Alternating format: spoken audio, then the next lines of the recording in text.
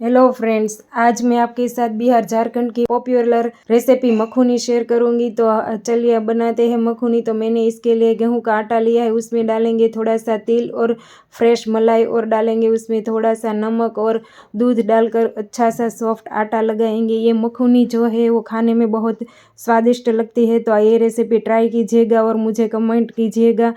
अब मैंने यहाँ पे सत्तू लिया है। अगर आपके पास सत्तू नहीं हो तो बंगाल ग्राम को भूनकर उसे क्रश कर लीजिए तो सत्तू हो जाएगा। फिर मैंने उसमें बेसिक मसाले डाले हैं और 2 चम्मच के करीब आम का अचार डाला है। अचार से ही इसका स्वाद बहुत अच्छा आता है।